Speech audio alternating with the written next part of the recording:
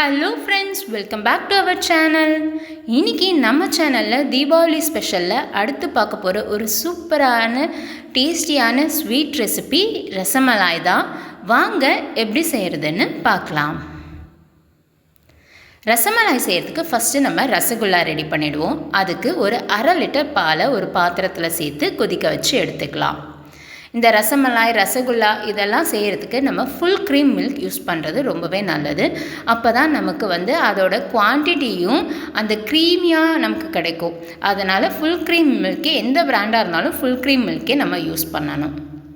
இப்போ பால் நல்லா கொதித்து வர ஆரம்பிச்சிருச்சு. இந்த ஸ்டேஜில் பாலை நம்ம சிம்மில் வச்சுட்டு இதில் லெமன் ஆட் பண்ண போகிறோம். மீடியம் சைஸ் லெமனாக இருந்துச்சு அப்படின்னா ஒரு ஃபுல் லெமனை எடுத்துக்கோங்க. பெரிய சைஸ் லெமனாக இருந்துச்சுன்னா ஒரு 1/2 லெமனை பிழிஞ்சு அதில் இருக்கிற கொட்டையெல்லாம் எடுத்துகிட்டு அந்த சாறை மட்டும் நம்ம இந்த பாலோடு சேர்த்து கலந்து விட்டுக்குவோம். கொஞ்ச நேரத்துலேயே அந்த பால் எல்லாம் திரிஞ்சு வர ஆரம்பிக்கும். உங்களுக்கு பார்த்திங்கனாலே தெரியும் அந்த டிஃப்ரென்ஸ். பால் திரிஞ்சு வர ஆரம்பிச்சிருச்சு. இது கம்ப்ளீட்டாக திரியணும். அதனால் அதை கொஞ்சம் அப்படியே லைட்டாக நம்ம கலந்து விட்டுட்டே இருந்தோன்னா பால் கம்ப்ளீட்டாக நமக்கு தெரிஞ்சு கிடச்சிடும்.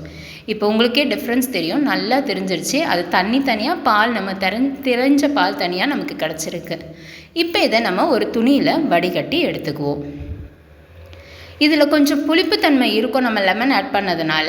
அதனால் நம்ம கொஞ்சம் பச்சை தண்ணி ஆட் பண்ணி இதை நம்ம கொஞ்சம் அலசி எடுத்துக்கலாம். அந்த துணியிலேயே தண்ணி ஊற்றி கூட அலசி எடுத்துக்கலாம். இல்லை தனியாக திரும்ப இன்னொரு பாத்திரத்தில் தண்ணி ஊற்றி நல்லா அதை நம்ம அலசி எடுத்துக்கிட்டோம் அப்படின்னா அதில் புளிப்புத்தன்மை நமக்கு இல்லாமல் இருக்கும். அதனால் இதை இன்னொரு தடவை நம்ம ஒரு பச்சை தண்ணி சேர்த்து நம்ம நல்லா வாஷ் பண்ணிவிட்டு, அதாவது நல்லா அலசிட்டு நம்ம இதை பிழிஞ்சு எடுத்துக்க போகிறோம்.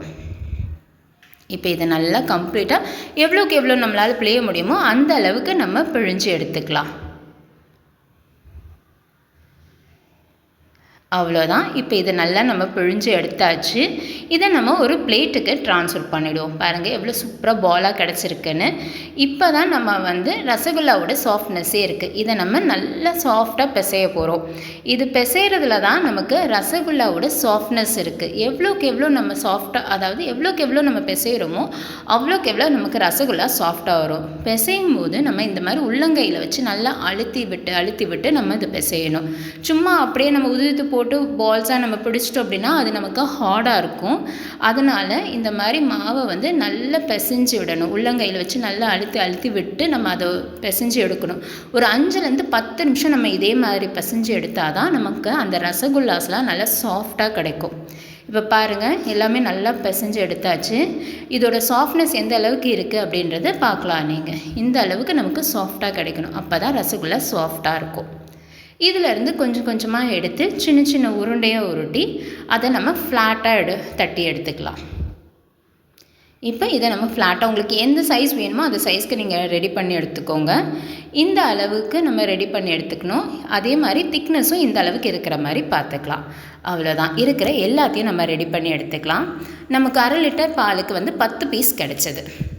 இதுக்கு சுகர் சிரப் ரெடி பண்ணுறதுக்கு 1 கப் சுகர் சிரப்பை பாத்திரத்தில் சேர்த்து நல்லா 2 கப் நம்ம தண்ணி ஊற்றி சர்க்கரையை கரைய விட்டு எடுத்துக்க போகிறோம். பதம் எதுவும் தேவையில்லை. சர்க்கரை கரைஞ்சதுன்னா போதும். நமக்கு சர்க்கரை சப்போஸ் அழுக்கு இருக்கிற மாதிரி இருக்குது அப்படின்னா நீங்கள் பால் ஆட் பண்ணிங்கன்னா உங்களுக்கு அந்த அழுக்கெல்லாம் தனியாக வந்துடும். இப்போ சர்க்கரை கரைஞ்சி நம்ம இந்த ரசகுல்லாவெல்லாம் நம்ம இதில் ஆட் பண்ணி வேக வைக்க போகிறோம். 10 பீஸ் நமக்கு கிடச்சிருக்கு. இதை அப்படியே ஒரு மூடி போட்டு ஒரு 5லேருந்து 10 நிமிஷம் வேக வச்சு எடுத்துக்கலாம். அதே நேரத்தில் நம்ம இந்த மலாய் ரெடி பண்ணுறதுக்கு ஒரு 1/2 லிட்டர் ஃபுல் க்ரீம் மில்கை திரும்ப பாத்திரத்தில் சேர்த்து இதை கொதிக்க வச்சு எடுத்துக்க போகிறோம். இது கூட ஒரு 3/4 கப் சர்க்கரை ஆட் பண்ணி நல்லா மிக்ஸ் பண்ணிவிட்டு சிம்லேயே வச்சு அந்த பால் திக்காகணும். அது வரைக்கும் பால் அதிலேயே கொதிக்கட்டும். உங்கள்கிட்ட குங்குமப்பூ இருந்துச்சுன்னா அதையும் நம்ம இது கூட கொஞ்சம் கலருக்காக ஆட் பண்ணிக்கலாம். இது ஆப்ஷனல் தான். அப்படி இல்லைன்னா இருக்கட்டும். இது அப்படியே கொதிச்சுட்டு வரட்டும். இதில் கொஞ்சம் வாசனைக்காக ஏலக்காய் கூட நம்ம கொஞ்சம் சேர்த்துக்கலாம். ஏலக்காவை ஒரு 2-3 ஏலக்காவை தட்டி சேர்த்துக்கோங்க. இல்லை பொடியாக இருந்ததுனாலும் பொடி பண்ணி சேர்த்துக்கலாம். சேர்த்துக்கிட்டிங்கன்னா நல்லா வாசனையாக இருக்கும். இதில் கொஞ்சம் இதோட ரிச்னஸ் நம்ம இன்க்ரீஸ் பண்ணுறதுக்காக நட்ஸ் பவுடரை நம்ம ஆட் பண்ணலாம்.